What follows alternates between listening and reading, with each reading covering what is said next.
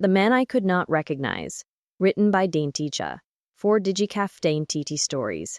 Date written 26/2026. Chapter 2. Ronan Hale. Ronan Hale hated being recognized. It was an ungrateful thing to hate, and he knew it. Men with his name were not supposed to complain about attention. They were supposed to accept it like inheritance, like tailored suits, like private elevators and champagne poured before they asked for it. People recognized Ronan everywhere. At airports, at charity galas, at restaurants where the menu had no prices, in hotel lobbies owned by his family. Especially there, the Aurelia collection was not merely a hotel group. That was what his father liked to say during interviews, standing beneath crystal chandeliers, with a smile polished enough to sell dreams. "We do not offer rooms," Victor Hale would say. "We offer memory." The journalists loved that line. Ronan hated it. Memory was a luxury too, apparently. The kind rich people could buy, decorate, and leave whenever they pleased.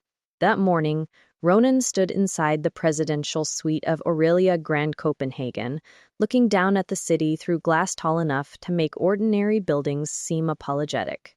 Behind him, 3 executives waited in silence. They were not silent because they respected him. They were silent because they feared being wrong in front of him. There was a difference. Ronan turned from the window. "The guest experience proposal is weak." The head of operations stiffened. "Weak?" "Yes." His assistant, Clara, who had worked for him long enough not to flinch, glanced down at her tablet. Ronan walked toward the long dining table where the presentation files had been arranged in neat, meaningless piles. "You used the word personalized 12 times, he said. "But nothing here is personal. A guest's name printed on a welcome card is not personalization. It is ink." One of the executives cleared his throat. "The team followed the current luxury market expectations.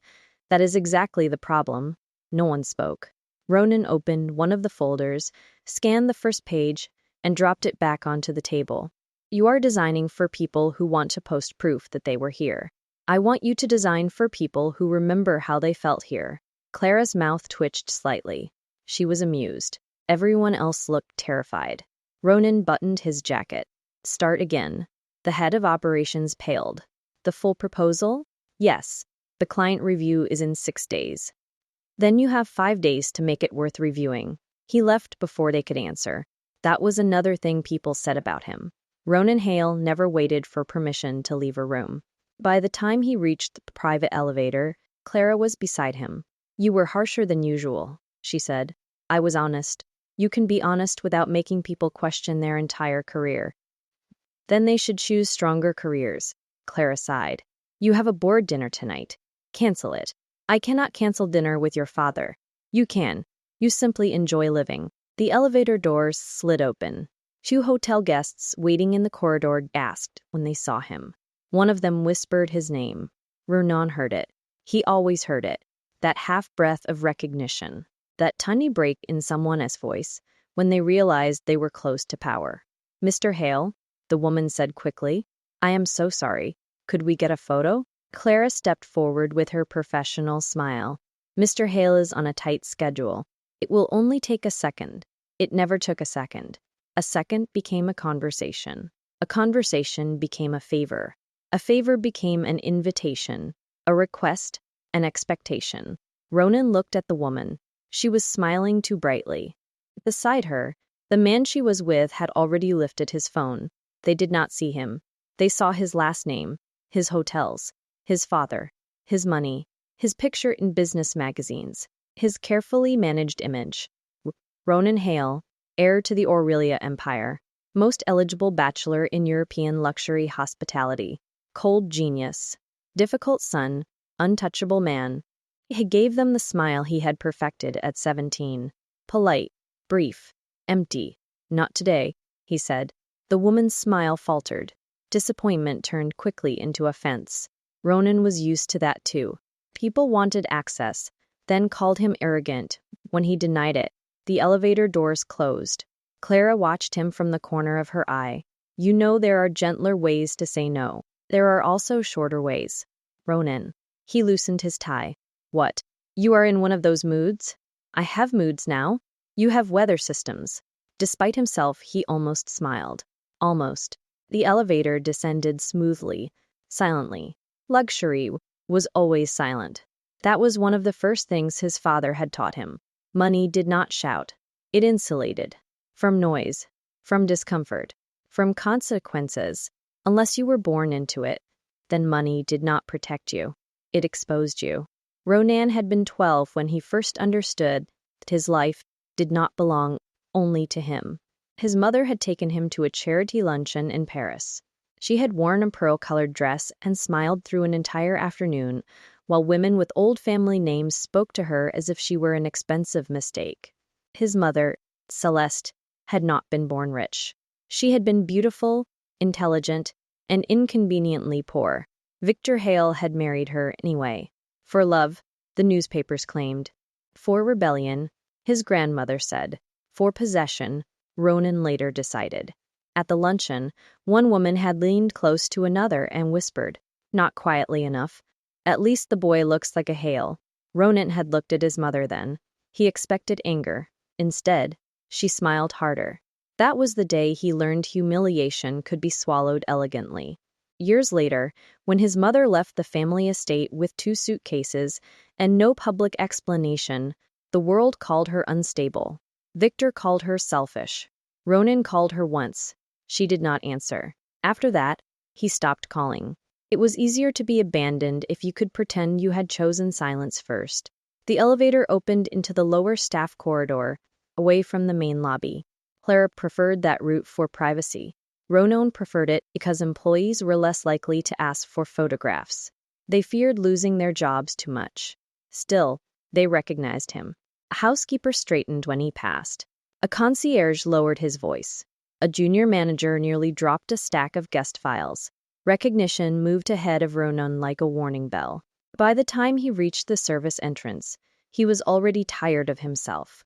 Clara checked her tablet again. Your father requested that you arrive early tonight. No, he specifically said early. Then I specifically decline. He wants to discuss succession. Ronan stopped walking. There it was. The word that followed him more fully than love ever had. Succession. Not family. Not trust. Not grief. Succession. Victor Hale did not have a son. He had an heir. Ronan looked at Clara. Tell him I will be there at 8. The dinner starts at 7. And he can enjoy the first hour without me. Clara's expression softened, but only slightly. She knew better than to pity him aloud. That was why he kept her. She understood the difference between loyalty and worship. His phone vibrated. A message from his father. Do not embarrass me tonight. Ronan stared at the words. Then he locked the screen. Too late, he thought. I was born. Outside, the morning air was cold enough to clear his head. His driver waited beside a black car curb. Ronan was halfway toward it when a woman collided with him. Not brushed, not bumped. Collided. A folder slipped from her hands. Papers burst across the pavement, scattering under the car, against his shoes, into the wind. Damn it, she muttered. Ronan looked down. But she was crouching already, one hand pressed to the side of her head, as if the sudden movement had hurt her. Her dark hair had come loose from its clip. A beige coat, black trousers, practical shoes, a leather satchel worn at the edges. Not a guest. Not staff either. She reached blindly for a paper near his foot. He picked it up before she could. Careful, he said. She froze. Only for a second. Then she stood and looked directly at him. Her eyes were steady, searching, unsettled. People usually reacted to his face before his voice. Their eyes widened. Their posture changed. They adjusted themselves around who he was. This woman did none of that. She looked at him as if he were a problem to solve. Not a celebrity. Not a Hale. A stranger standing in her way. Thank you, she said, taking the paper from his hand. Her tone was polite but distracted. Then she looked past him, scanning the ground. Ronan waited. Any second now, recognition would arrive. It always did. Her gaze returned to him. Nothing. No gasp. No nervous smile. No careful use of his name. She simply said, "You are standing on my notes." Ronan looked down. One sheet was trapped beneath his shoe. Clara made a small sound behind him that might have been a cough or a laugh. Ronan stepped back. The woman bent, picked up the paper, and frowned at the footprint across the page. "Great," she said. "That was my strongest point. I apologize." "You should. It was a very good point." This time Clara definitely laughed. Ronan turned his head slightly. She went silent. The woman tucked the ruined paper back into her folder. Only then did she seem to realize he had not moved. "Do you work here?" she asked. Ronan stared at her. Clara stared at her. The driver stared at her as though she had just slacked royalty. "No," Ronan said slowly. The woman nodded. "Guessed." Then, he could not remember the last time someone had asked him that seriously. Something like that. Well, something like that. "You should be more careful near service exits. People come through here carrying things." I was walking, and I was carrying a folder. Clearly, one of us was more vulnerable. Clara pressed her lips together. Ronan should have been annoyed. He was not. He was intrigued. "What is your name?" he asked. The woman hesitated, not coyly, cautiously. "Elara Vale." The name pulled something from memory. He had seen it recently. A candidate file. Hospitality consultant. External review team. Strong but unconventional application. "You are here for the guest experience audit," he said. "Yes." Her eyes narrowed slightly. "How do you know that?" "This is a hotel." "That is not an answer." "It is if you lower your standards." A small crease appeared between her brows. She did not smile. Most people smiled even when he was not funny, just in case he expected it. Elara Vale did not. "Interesting. I'm late," she said, shifting the folder against her chest. "Which is partly your fault. You walked into me. You stood in a doorway dressed like a funeral announcement." Clara turned away. Ronan felt something unfamiliar rise in his chest. Not laughter exactly. Something close. Elara stepped around him, then paused. She turned back toward the sound of his movement, not directly toward his face. That was when he noticed it. The slight delay. The way her attention sharpened when he spoke, but drifted when he was silent. The way she studied details instead of features. His tie, his posture, his hands, the silver watch at his wrist. Not his face. Never quite his face. "Should I know you?" she asked. The question struck him with absurd force. Not because it was rude, because it was impossible. Everyone knew him. Or thought they did. Clara looked ready to intervene. Ronan lifted one hand slightly, stopping her. "No," he said. Elara's shoulders eased, as if she had been worried she had offended him. "Good," she said. "I am terrible with faces." Then she walked away. Ronan watched her disappear through the service entrance, her damaged papers clutched to her chest, her steps quick and determined. For several seconds, he said nothing. The city moved around him. A bicycle bell rang somewhere nearby. His driver opened the car door. Clara cleared her throat. "That was Elara Vale," I gathered. She is part of the independent consulting team reviewing the guest experience program. I gathered that too. She has a neurological condition listed in her accessibility notes. Prosopagnosia. Face blindness. Ronan looked at the door through which Elara had vanished. Face blindness. The words settled strangely inside him. A woman who could not recognize faces had looked at him without hunger, without calculation, without the immediate rearranging of herself around his name.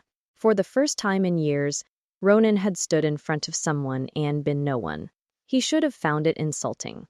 Instead, he found himself wanting to hear her say his name without knowing what it was worth. Clara studied him carefully. "Ronan?" He blinked. "What?" "You are smiling." He stopped immediately. "No, I am not. You were. Get in the car." Clara smiled to herself and walked around to the other side. Ronan looked once more at the service entrance. Elara Vale. She had asked if she should know him. A simple question. A ridiculous question. A dangerous question. Because for reasons he did not yet understand, Ronan Hale suddenly wanted the answer to be no. No, she should not know his name. No, she should not know his family. No, she should not know the empire attached to his blood. Not yet. Maybe not ever. For once, he wanted to enter someone's life without the weight of Hale arriving before him.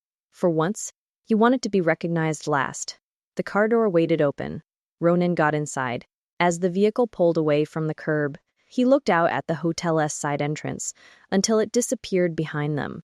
Everyone recognized him. Everyone wanted something. Everyone saw the mask and called it a man. But Elara Vale had looked straight through the most famous thing about him, and somehow, impossibly, Ronan felt seen.